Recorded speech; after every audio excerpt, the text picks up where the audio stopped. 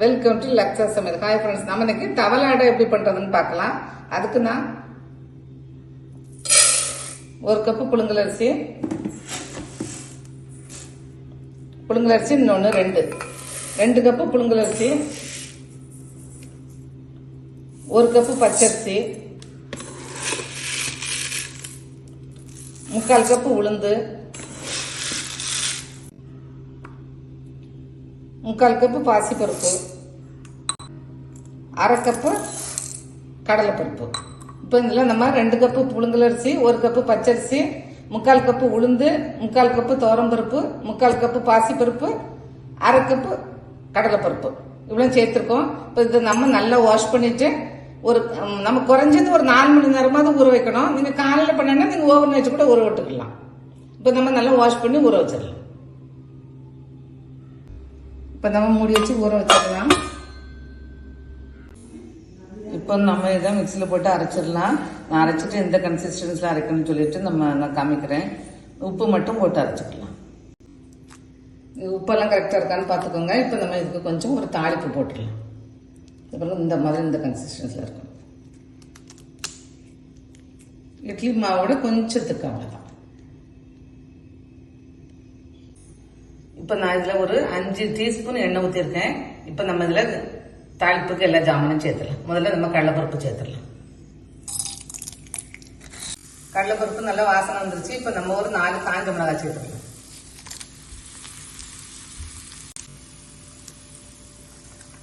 இப்போ கருவேப்பிலை. இப்போ நான் தட்டி வச்ச மிளகு ஒரு 1/2 டீஸ்பூன் மிளகு தட்டி வச்சுருக்கேன், அதை சேர்த்துக்கலாம். இப்போ நான் தேங்காய் பொடி பொடியாக பருப்பெல்லாம் சேர்த்து வச்சுருக்கேன், அதை சேர்த்துக்கலாம்.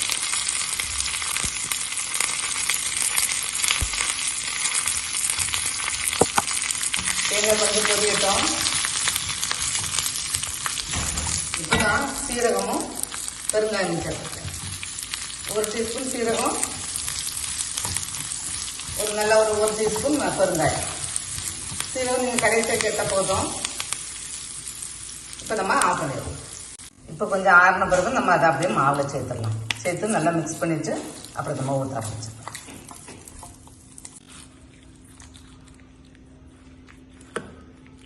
நல்லா மிக்ஸ் பண்ணிடலாம். நல்ல பழகின சட்டி வச்சுக்கோங்க. ஒரு 3 டீஸ்பூன் எண்ணெய் ஊற்றிருக்கேன். அது கொஞ்சம் நல்லா இப்படி சுற்றி விட்டுக்கோங்க. அப்போ தான் உங்களுக்கு நல்ல சைடெல்லாம் நல்லா வேகும். நல்லா சுற்றி விட்டு எண்ணெய் காஞ்சோடனே நம்ம ஊற்றி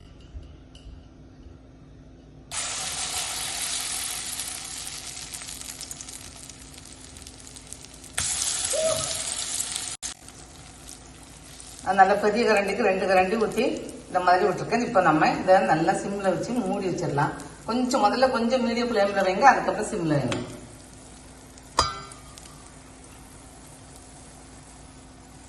சுற்றி கொஞ்சமாக எண்ணெய் ஊற்றிக்கலாம். இப்போ நம்ம மூடி வச்சுக்கலாம்.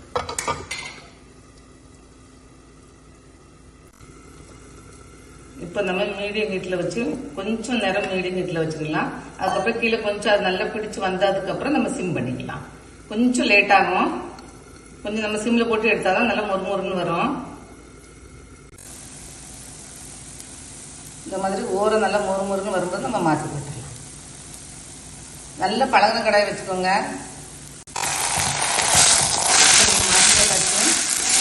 இந்த மாதிரி நல்லா ப்ரௌன் ஷேடாக வரும்போது மாற்றி போடுங்க. இதே மாதிரி கீழ் பக்கமும் அதே மாதிரி வர்ற அளவுக்கு மாற்றி போடுங்க. சைடில் கொஞ்சம் இந்த மாதிரி சுற்றி எண்ணெய் ஊற்றிக்கோங்க. அப்புறம் நல்லா மொறுமொறுன்னு வரும். நீங்கள் மூடி வச்சு உங்கள் சிம் ரொம்ப சின்னதாக இருந்துச்சுன்னா கொஞ்சம் தூக்கி வச்சுக்கோங்க. இப்போ நான் உங்களுக்கு அந்த சைடு மாற்றி போட்டு காமிக்கிறேன். பார்த்தீங்கன்னா இந்த மாதிரி வந்துடும். இந்த மாதிரி வரும்போது நீங்கள் எடுங்க. வெளியே நல்லா கிறிஸ்பியாக இருக்கும், உள்ள நல்லா சாஃப்டாக இருக்கும். சாப்பிட்றதுக்கு ரொம்ப நல்லா இருக்கும். ட்ரை பண்ணி பாருங்க. இதுக்கு தேங்காய் சட்னி நல்லா இருக்கும். நீங்கள் சட்னி கூட தேவையில்லை, சும்மாவே சாப்பிடலாம். செஞ்சு பாருங்க, நல்லா இருக்கும். தேங்க்ஸ் ஃபார் வாட்சிங்.